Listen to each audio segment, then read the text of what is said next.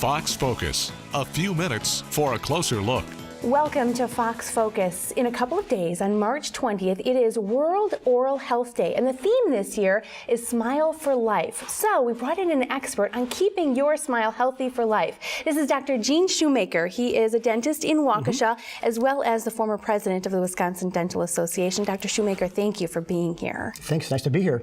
Now, sounds like there are a few enemies to keeping our healthy smile for life, aren't there? I think the biggest thing for dentists is cavities, and I don't think people realize that tooth decay can happen any stage of your life, from infants up to senior citizens. And what happens is cavities form, and then a dentist has to fix those. And how cavities form is a plaque is a sticky substance that forms on your teeth constantly, and in that plaque there's bacteria. And when sugar gets into the mouth from drinks or food, the bacteria and the sugar mix and produces acid. Then acid attacks the enamel, the outer coating of the teeth, and that causes cavities to form, and then a dentist has to fix those. So preventing those cavities really is our first goal. Correct. And I imagine you're going to tell me to brush twice a day. Exactly right. Are there other tips, though, for us? The number one thing is to brush twice a day for 2 minutes. Use a toothpaste with fluoride. Floss your teeth at least once a day. Eat a healthy diet.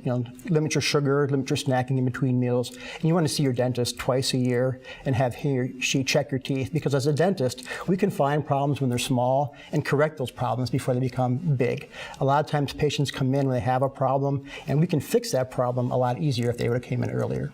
And I imagine you also tell us that dental health starts early, so moms and dads, it's really on us to make sure our kids have good dental health habits. Exactly right. We tell moms, make sure your mouth is healthy. If you're pregnant, make sure your mouth is healthy, because you can actually transfer the decay-detecting bacteria from mother to child or other people. Don't share utensils. If your baby drops their pacifier, don't put it in your mouth to clean it. Wash it with soap and water, dry it, and then put it back in the baby's mouth. Easy tips like that. And how young can you start brushing a child's teeth? We tell parents, as soon as your baby's born, after every feeding, you might not need 8 teeth, but just take a warm, wet cloth and just wipe off the plaque and food debris from their gums.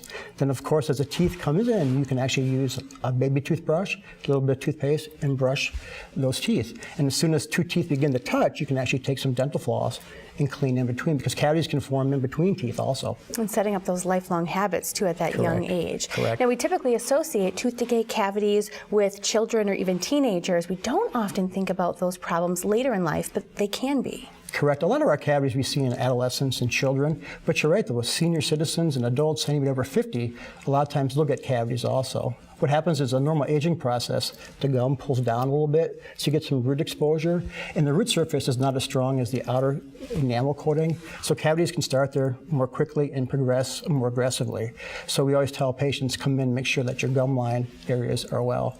And also, too, what happens is if a filling in your mouth or a cap or crown, even though they're done well, over time they begin to chip or wear down, and sometimes a gap will form between the restoration and your tooth, and that's a perfect spot where plaque and bacteria can hide. Acid forms, and then you get a cavity around that restoration or cap or crown. There's a lot of enemies against our teeth, but if we take good care of them, we can certainly combat all of those enemies. Exactly. How young should a baby be or a child be when they first see the dentist? People don't understand this, but we tell when a dental home by 1 year of age. A lot of times they might only have a few teeth, but we can have the baby come in, we can take a look at their teeth, make sure everything looks fine, make sure there's no dark spots, no plaque on the teeth.